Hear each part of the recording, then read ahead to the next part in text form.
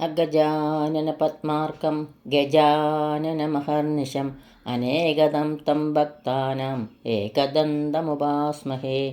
സരസ്വതീ നമസ്തുഭ്യം വരദേ കാമരൂപിണി വിദ്യാരംഭം കരിഷ്യാമി സിദ്ധിർഭവതു may സദാ. സദാശിവസമാരംഭാം ശങ്കരാചാര്യമധ്യമാം അസ്മദാചാര്യപര്യന്താം വന്ദേ ഗുരുപരമ്പരാം. അഖിലാനപരാധാന്മേ ക്ഷമസ്യ കരുണാനിധേ പ്രസീദ മൽഗുരോ നാഥ ജനകായ നമോ നമഃ. അഖിലാനപരാധാന്മേ ക്ഷമസ്യ കരുണാംബുദേ പ്രസീദ മൽപ്രിയേ നാഥേ മാതൃരൂപേ നമോസ്തുതേ. ലക്ഷ്മീകളത്രം ലളിതാബ്ജനേത്രം പൂർണേന്ദുവക്ത്രം പുരുഹൂതമിത്രം കാരുണ്യപാത്രം കമനീയഗാത്രം വന്ദേ പവിത്രം വസുദേവപുത്രം. ഗോപാലരത്നം ഭുവനൈകരത്നം ഗോപാംഗനയൗവനഭാഗ്യരത്നം ശ്രീകൃഷ്ണരത്നം സുരസേവ്യരത്നം ഭജാമഹേ യാദവവംശരത്നം. എല്ലാവർക്കും നമസ്കാരം. ശ്രീകൃഷ്ണ ഭക്തിയുടെ അമൃതധാരയായി ശ്രീ വില്യമംഗലത്ത് സ്വാമിയാരിൽ നിന്നും ഒഴുകിയെത്തിയ ആ ശ്രീകൃഷ്ണ കർണാമൃതത്തിലെ 1-ാം സർഗത്തിൽ 96 മുതൽ 100 വരെയുള്ള ശ്ലോകങ്ങളാണ് ഇന്നിവിടെ സ്മരിക്കുന്നത്. ശ്ലോകം 96. ശ്രീകൃഷ്ണൻ്റെ തിരുമുഖത്തിന് സദൃശ്യമായി മറ്റൊന്നില്ലെന്ന് കവി ഈ ശ്ലോകത്തിൽ കൂടി പറയുന്നു. തത്വന്മുഖം ഖദമിവാബ്ജസമാനകക്ഷ്യം വാക്മാധുരീ ബഹുളപർവകലാസമൃദ്ധം തത്കിം ഭ്രുവേ കിമപരം ഭുവനൈകകാന്തം യസ്യ ത്വദാനനസമാ സുഷമാ സദാ സ്യാത്. വാക്മാധുരീ ബഹുളപർവകലാസമൃദ്ധം, വാക്കിൻ്റെ മാധുര്യവും കറുത്ത വാവദൂസവും കലാസമൃദ്ധിയുമുള്ളതെന്ന്. തന്മുഖം, പ്രസിദ്ധമായ അവിടുത്തെ ആ തിരുമുഖം. ഖദം, എങ്ങനെയാണ്? അബ്ജസമാന കക്ഷ്യം, ഇവ താമരപ്പൂവിനോടോ ചന്ദ്രനോടോ തുല്യമാവുക. തത്കിം ഭ്രുവേ, അതിനാൽ എന്തു പറയേണ്ടു? ഭുവനൈക കാന്തം, ലോകൈക സുന്ദരമായിട്ട്. അപരം കിം, വേറെ എന്തുണ്ട്? സദാ ത്വദാനന സമ, ഏതു സമയത്തും അവിടുത്തെ മുഖത്തിന് തുല്യമായ.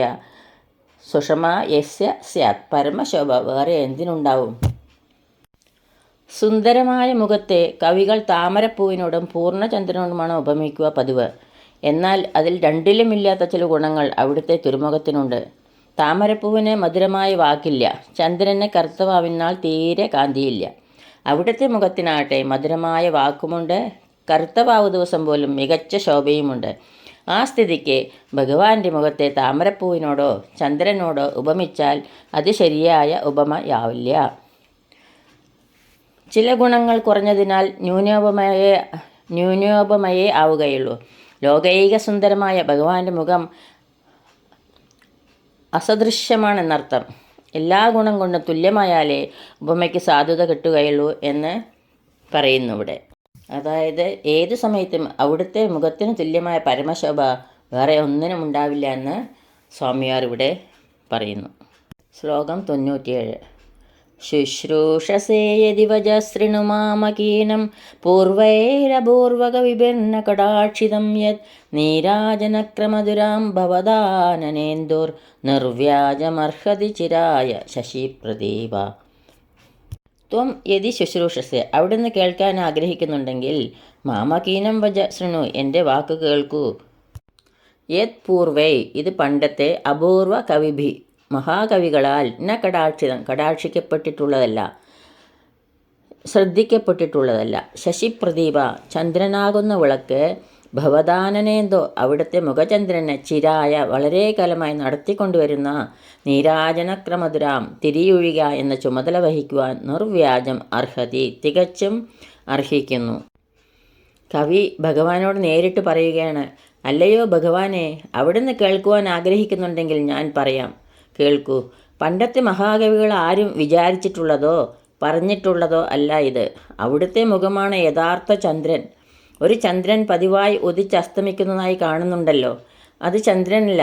അമ്മ സന്ധ്യയ്ക്ക് തിരി നനച്ചു കൊളുത്തി അന്തി ഒഴിയാറുണ്ടല്ലോ, അതുപോലെ ജഗദംബിക അവിടുത്തെ മുഖചന്ദ്രൻ്റെ രക്ഷയ്ക്ക് വേണ്ടി ചെയ്യുന്ന അന്തിത്തിരി ഒഴിച്ചിലാണ്.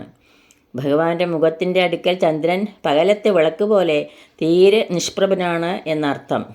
ചന്ദ്രൻ്റെ ഉദയാസ്തമയങ്ങൾക്കും അന്തി ഒഴിച്ചിലിനും വൃത്താകാരത്തിൽ ഉയർത്തിത്താഴ്ത്തുന്ന സ്വഭാവമുണ്ടല്ലോ. അതുകൊണ്ട് ആ കൃത്യം നിർവഹിക്കുവാൻ ചന്ദ്രൻ തികച്ചും അർഹനാകുന്നു എന്നിവിടെ വ്യക്തമാക്കുന്നു സ്വാമിയാർ. ശ്ലോകം 98.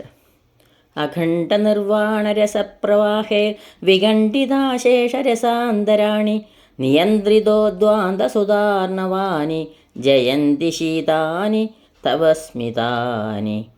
ഭഗവാന്റെ മന്ദസ്മിതത്തെയാണ് ഈ ശ്ലോകത്തിൽ കൂടി വർണ്ണിക്കുന്നത്. അഖണ്ഡ നിർവാണരസപ്രവാഹൈ, പരിപൂർണ ബ്രഹ്മാനന്ദത്തിൻ്റെ ഒഴുക്കുകളാൽ, വിഖണ്ഡിതാശേഷരസാന്തരാണി, മറ്റുള്ള ക്ഷുദ്രരസങ്ങളെയെല്ലാം മറപ്പിക്കുന്നവയും, നിയന്ത്രിതോ ദ്വാന്തസുധാർണവാനി, അമൃതസമുദ്രത്തിൻ്റെ തള്ളിക്കയറ്റത്തെ നിയന്ത്രിക്കുന്നവയും, ശീതാനി, കുളിർമയുണ്ടാക്കുന്നതുമായ, തവ സ്മിതാനി, അവിടുത്തെ പുഞ്ചിരികൾ, ജയന്തി, സർവോൽക്കർഷേണ വർത്തിക്കുന്നു. പരിപൂർണ ബ്രഹ്മാനന്ദത്തിൻ്റെ ഒഴുക്കുകളാൽ മറ്റുള്ള ക്ഷുദ്രരസങ്ങളെയെല്ലാം അർപ്പിക്കുന്നവയും, അമൃതസമുദ്രത്തിൻ്റെ തള്ളിക്കയറ്റത്തെ നിയന്ത്രിക്കുന്നവയും, കുളിർമയുണ്ടാക്കുന്നതുമായ അവിടുത്തെ പുഞ്ചിരികൾ സർവോൽക്കർഷേണ വർത്തിക്കുന്നു. ഭഗവാന്റെ മന്ദസ്മിതത്തിൻ്റെ ആസ്വാദനം ബ്രഹ്മാനന്ദാസ്വാദനം തന്നെയാണ്. ആ സമയത്ത് മറ്റൊരു രസവും അനുഭവപ്പെടുകയില്ല. എല്ലാം സൂര്യപ്രകാശത്തിൽ നക്ഷത്രങ്ങളെന്ന പോലെ മറിഞ്ഞു പോകും. അമൃതസമുദ്രത്തിൽ മുങ്ങിക്കുളിക്കുന്ന അനുഭവമാണ് മന്ദസ്മിത ദർശനത്തിൽ നമുക്കുണ്ടാവുക എന്ന് സ്വാമിയാർ പറയുന്നു. ശ്ലോകം 99. കാമം സന്തു സഹസ്രശ കതിപയേ സാരസ്യ ദൗരേയക കാമം വാ കമനീയത പരിമളസ്വരാജബദ്ധവ്രത തൈർനൈവം വിവദാമഹേ ന ച വയം ദേവപ്രിയം ബ്രൂമഹേ യത്സത്യം രമണീയതാ പരിണതി ത്വയേവ പാരം ഗത. ശ്രീകൃഷ്ണ ഭഗവാന്റെ മാധുര്യാദി ഗുണങ്ങൾ ലോകോത്തരങ്ങളാണെന്ന് സ്വാനുഭവത്തിൻ്റെ വെളിച്ചത്തിൽ കവി ഇവിടെ പ്രതിജ്ഞ ചെയ്യുന്നു ഈ ശ്ലോകത്തിൽ കൂടി. സഹസ്രശ, ആയിരക്കണക്കിനുള്ള രസികന്മാരിൽ, സാരസ്യ ദൗരേയക, സാരസ്യത്തിൻ്റെ ചുമതല വഹിക്കുന്ന, കതിപയേ സന്തു, ചിലർ ഉണ്ടായിക്കൊള്ളട്ടെ, കാമം സമ്മതിച്ചേക്കാം.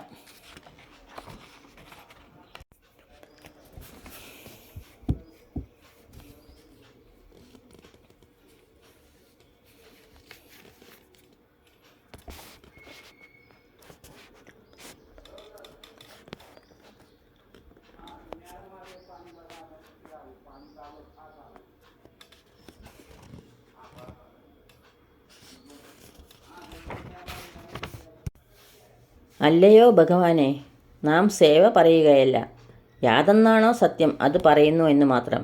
അഴകിൻ്റെ മുഴുപ്പ് നിന്തിരുവടിയിൽ മാത്രമേ പരിപൂർണതയെ പ്രാപിച്ചിട്ടുള്ളൂ. ശ്രീകൃഷ്ണനെ പോലെ താരുണ്യപൊലിമ കളിയാടുന്ന ഒരു സുന്ദരൻ ലോകത്തിൽ വേറെയില്ലെന്ന് ഇവിടെ കവി പ്രതിപാദിക്കുന്നു. ശ്ലോകം 100. മന്ദാരമൂലേ മദനാഭിരാമം ബിംബാന്തരാപൂരിത വേണുനാദം ഗോപഗോപീജനമധ്യസംസ്ഥം ഗോപം ഭജേ ഗോകുലപൂർണചന്ദ്രം. ശ്രീകൃഷ്ണൻ്റെ ഒരു ധ്യാന ശ്ലോകമാണ് ഇവിടെ അവതരിപ്പിക്കുന്നത്. മന്ദാരമൂലെ, മന്ദാരവൃക്ഷത്തിൻ്റെ ചുവട്ടിൽ, മദനാഭിരാമം, കാമസുന്ദരനായി, ബിംബാന്തരാപൂരിത വേണുനാദം, തൊണ്ടിപ്പഴച്ചെഞ്ചൊടിയാൽ ഓടക്കുഴലൂതിക്കൊണ്ട്, ഗോപഗോപീജന മധ്യസംസ്ഥം, പശുക്കളുടെയും ഗോപന്മാരുടെയും ഗോപസ്ത്രീകളുടെയും ഇടയിൽ നിൽക്കുന്ന ഗോകുല പൂർണ്ണചന്ദ്രം, അമ്പാടിയിലെ പൂർണ്ണചന്ദ്രനായ ഗോപം ഭജേ, ഗോപാലകൃഷ്ണനെ ഞാൻ ഭജിക്കുന്നു. അമ്പാടിയിലെ പൂർണ്ണചന്ദ്രനായ ഗോപാലകൃഷ്ണനെ ഞാൻ ഭജിക്കുന്നു. എങ്ങനെയുള്ള ഗോപാലകൃഷ്ണൻ? മന്ദാര വൃക്ഷത്തിൻ്റെ ചുവട്ടിൽ കാമസുന്ദരനായി, തൊണ്ടിപ്പഴ ചെഞ്ചൊടിയാൽ ഓടക്കുഴലൂതിക്കൊണ്ട്, പശുക്കളുടെയും ഗോപന്മാരുടെയും ഗോപസ്ത്രീകളുടെയും ഇടയിൽ നിൽക്കുന്ന ആ അമ്പാടിയിലെ പൂർണ്ണചന്ദ്രനെ ഞാൻ ഭജിക്കുന്നു എന്ന് പറഞ്ഞാണ് ഈ ശ്ലോകം ഇവിടെ സമർപ്പിക്കുന്നത്.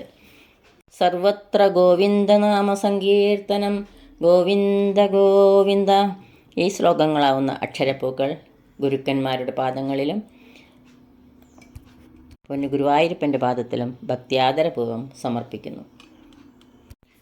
യദക്ഷരപദഭ്രഷ്ടം മാത്രാഹീനം ത്വയേദ്ഭവേത് തത്സർവം ക്ഷമ്യതാം ദേവ നാരായണ നമോസ്തുതേ നാരായണ നമോസ്തുതേ. കായേന വാചാ മനസേന്ദ്രിയൈർവാ ബുദ്ധ്യാത്മനാ വാ പ്രകൃതേ സ്വഭാവാത് കരോമി യത്തൽ സകലം പരസ്മൈ നാരായണായേതി സമർപ്പയാമി. സർവം നാരായണായേതി സമർപ്പയാമി.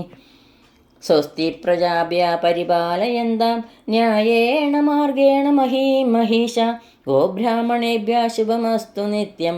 ലോകാ സമസ്ത സുഖിനോ ഭവന്തു.